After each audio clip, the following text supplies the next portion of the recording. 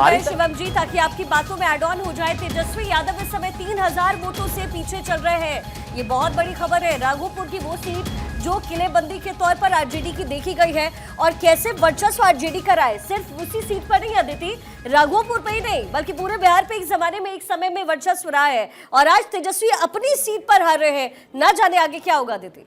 कहीं ना कहीं जो 3 करोड़ वाली नौकरी की जो बात आती है, शायद प्रैक्टिकली अब बिहार की जनता को आप ये सोचिएगा कि हम कह देंगे और हो जाएगा, वैसा संभव नहीं नजर आया यहाँ पर। मुझे याद है, मैं जब बिहार घूम रही थी तो मैंने किसी से पूछा कि आप क्यों एनडीए को वोट करना चाहते हैं, यहाँ पे तो आपको नौकरी दी जाएगी। तो उन्होंने कहा कि पहले तो जितना पैसा 20 सालों में लिया है वो वापस कीजिए, और हम अंगूठा छाप नहीं, हमें पता है नौकरी नहीं मिल सकती। तो ये जो एक तो 3 करोड़ रोड मैप चाहिए अब जनता को कि कैसे करोगे। और फिर एक बात है कि जो 10,000 रुपए का मैजिक है ना कि खाते में आया, तो एक विश्वास दिलाता है। वो कैसे भी आया, उस पर विपक्ष कुछ भी कहे, लेकिन आया तो ये विश्वास है कि दिल्ली से पैसा आ जाएगा, नीतीश जी उसको एग्जीक्यूट करा देंगे।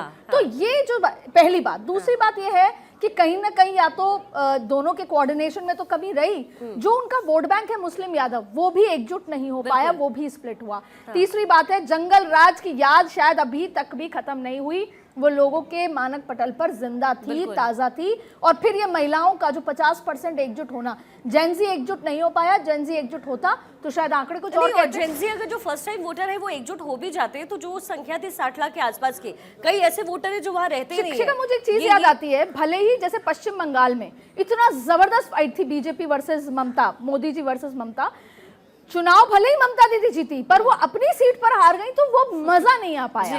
वैसे ही आप देखिए, वैसे ही अगर तेजस्वी अपनी सीट पर, ठीक है महागठबंधन तो डूबता हुआ नजर आ रहा है, लेकिन तेजस्वी हार जाते हैं तो वो और बुरी स्थिति में। हालांकि थोड़ा सा आंकड़ा बढ़ा है,